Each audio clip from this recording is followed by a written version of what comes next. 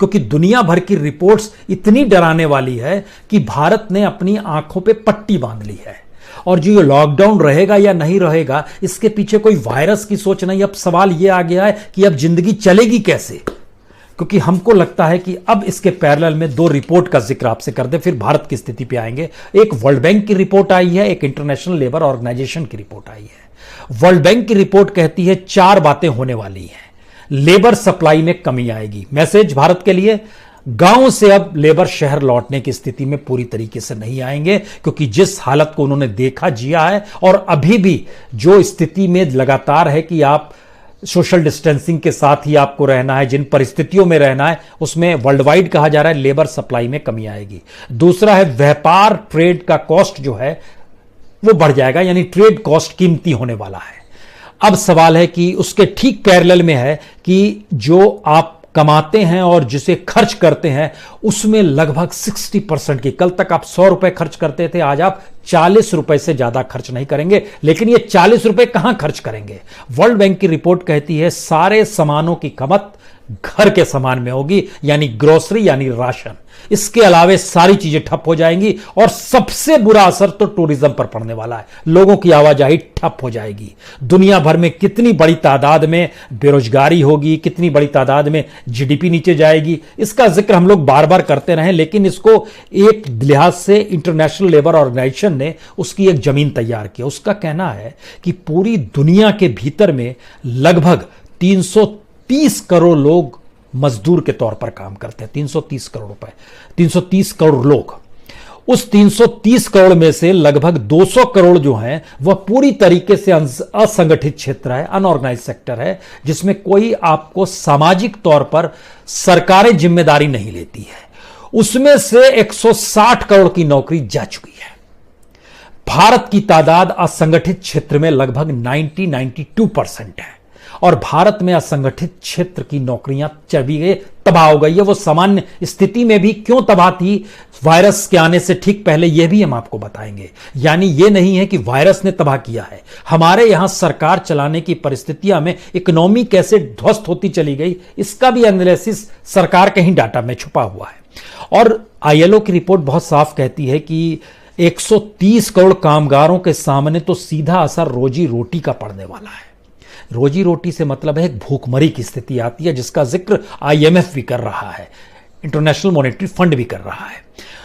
ILO को कहना है कि मैन्युफैक्चरिंग सेक्टर होगा, एकोमोडेशन एंड फूड सर्विस होगा, होलसेल और रिटेल ट्रेड होगा, रियल एस्टेट होगा, पूरी तरीके से तबाह होगा।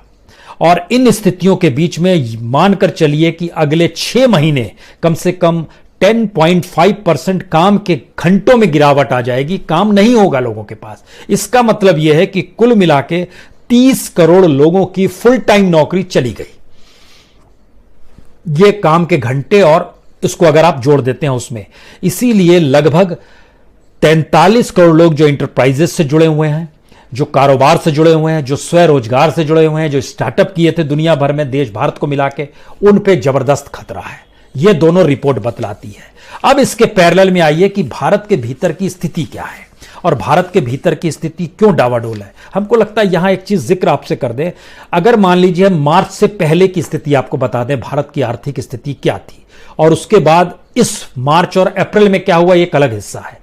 मार्च से पहले की स्थिति यह थी कि जो विदेशी पैसा भी लगता है वह भी अलग अलग सेक्टर से निकलने लगा था। आज तो स्थिति और नाजुक हो गई है, उसका जिक्र करेंगे। और जो शेयर मार्केट और म्यूचुअल फंड का जिक्र होता है वह भी माइनस में चला गया था। वो कौन कौन से सेक्टर थे जो माइनस में चले गए थे? Financial service, auto sector, consumer staples, information technology, energy, bank, ये माइनस में चले गए थे, चाहे वो एफपीआई हो, चाहे वो म्यूचुअल फंड हो। और इन सब के बीच स्थिति इतनी बिगड़ती चली गई, जो टॉप मोस्ट जो इंडस्ट्रियल प्रोडक्शन जिसको माना जाता है इंडेक्स, यानी आईआईपी जिसको माना जाता है, उसमें लगभग 6.5% की गिरावट आ गई। 40% तक ये नीचे चला गया इसका प्रोडक्शन। ओवरऑल कंट्री के भीतर में अगर आप देखना चाहेंगे तो इसमें हमको लगता है कि ऑटो सेक्टर का इतिहास को जरा सा टटोल इसलिए लेना चाहिए क्योंकि ऑटो सेक्टर भारत में लगभग 4 करोड़ लोगों को रोजगार देता है। इतिहास में ऐसा कभी नहीं हुआ कि किसी एक महीने में एक भी गाड़ी किसी भी कंपनी की नहीं बिकी। वो अप्रैल का महीना था, चाहे वो मारुति हो चाहे मर्सिडीज हो, कोई गाड़ी किसी की नहीं बिकी पूरे अप्रैल के महीने में। और 4 करोड़ रोजगार पर संकट मंडरा रहा है। जीडीपी में इसका ऑटो सेक्टर का 8% योगदान होता है और इसके जरिए जो टैक्स कलेक्शन होता है वो लगभग 11% होता है। स्थिति कितनी नाजुक है ये आपको समझ में आ रहा है। उसके बाद आइए कि अगर फरवरी तक की स्थिति ये थी और इस रूप में डूब रहे थे स्थिति, और मार्च के बाद की स्थिति ये है, cement -24.7, natural gas -15.2%, steel -13%, fertiliser -11.1%, electricity -7.2%, crude oil -5.5%, refinery -0.5%, industry, manufacturing, construction पूरी तरीके से तबाह, ट्रैवल और अकोमोडेशन इसके साथ तबाह। सवाल यह नहीं है कि यह सेक्टर तबाह है, सवाल है इसमें काम करने वाले लोग तबाह हो गए। और इतनी बड़ी तादाद में अगर लोग तबाह हो रहे हैं तो लॉकडाउन के बाद 3 तारीख के बाद इस देश की स्थिति क्या होगी?